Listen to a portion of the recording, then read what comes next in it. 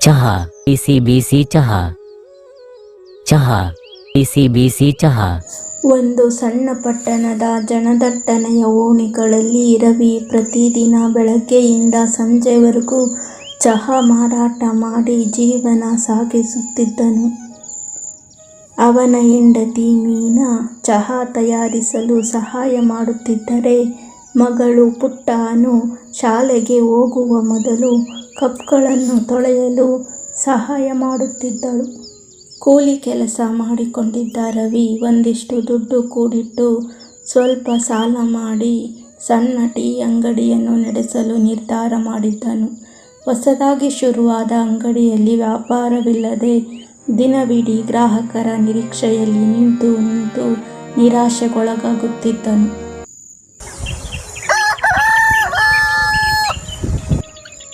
ಒಂದು ದಿನ ಬೆಳಗ್ಗೆ ರವಿ ಚಹಾ ಮಾರಾಟ ಮಾಡಲು ಮನೆಯಿಂದ ಹೋಗುತ್ತಿರುವಾಗ ಅವನ ಹೆಂಡತಿ ಮೀನಾ, ರೀ, ನಾನು ಶುಂಠಿ, ಏಲಕ್ಕಿ, ಟೀ ಪುಡಿಯನ್ನು ಡಬ್ಬದಲ್ಲಿ ಹಾಕಿ ಇಟ್ಟಿದ್ದೇನೆ.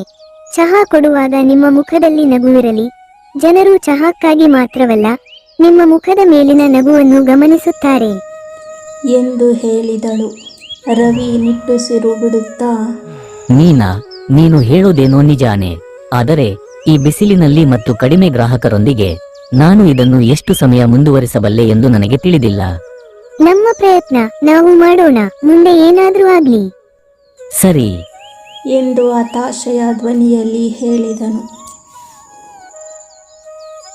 ಚಹಾ ತಯಾರಿಸಲು ರವಿ ತನ್ನ ಬಂಡಿಯನ್ನು ಸರಿಯಾಗಿ ಹೊಂದಿಸುತ್ತಿರುವಾಗ ಹತ್ತಿರದ ಅಂಗಡಿಯ ಮಾಲೀಕ ಬಾಬು ತಿರಸ್ಕಾರದಿಂದ,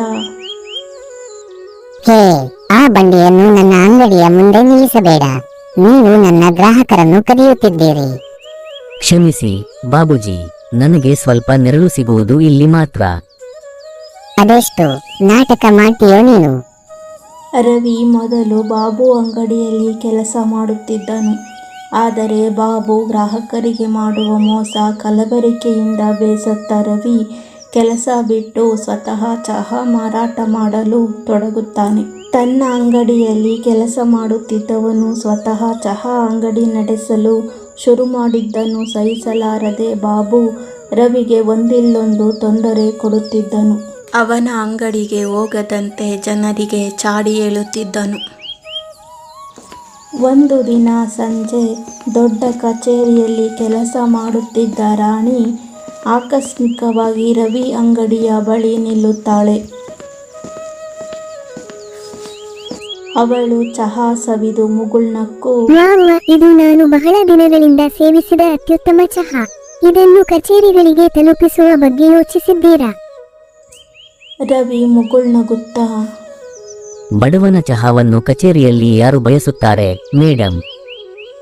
ಒಮ್ಮೆ ಪ್ರಯತ್ನಿಸೋಣ, ನಾನು ಸಹಾಯ ಮಾಡುತ್ತೇನೆ ಎಂದು ಹೊಸ ಭರವಸೆಯನ್ನು ತುಂಬಿದಳು.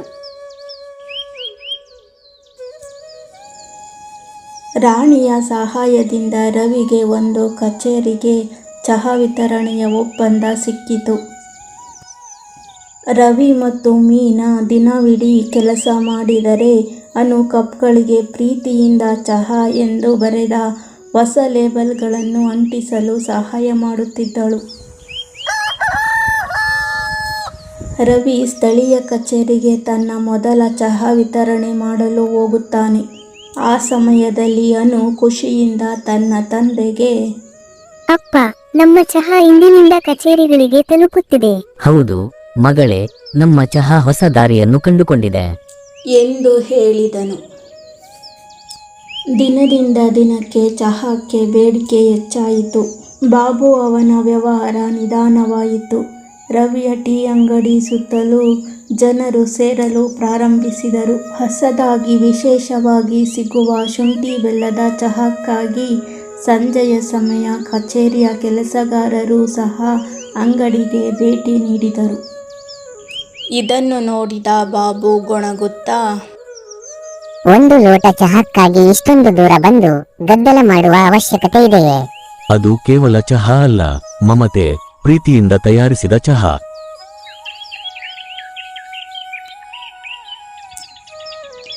ಒಂದು ಮಳೆಗಾಲದ ಬೆಳಿಗ್ಗೆ ರವಿ ಹಸಿದ ಹುಡುಗ ನಡುಗುತ್ತಿರುವುದನ್ನು ನೋಡಿದನು. ಅವನು ಆ ಹುಡುಗನಿಗೆ 1 ಕಪ್ ಬಿಸಿ ಚಹಾ ಮತ್ತು 2 ಬ್ರೆಡ್ ತುಂಡುಗಳನ್ನು ಉಚಿತವಾಗಿ ಕೊಟ್ಟನು.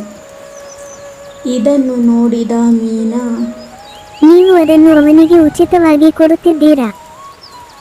ರವಿ ಭಾವನಾತ್ಮಕವಾಗಿ, ಹಸಿವು ಹೇಗಿರುತ್ತದೆ ಎಂದು ನನಗೆ ತಿಳಿದಿದೆ.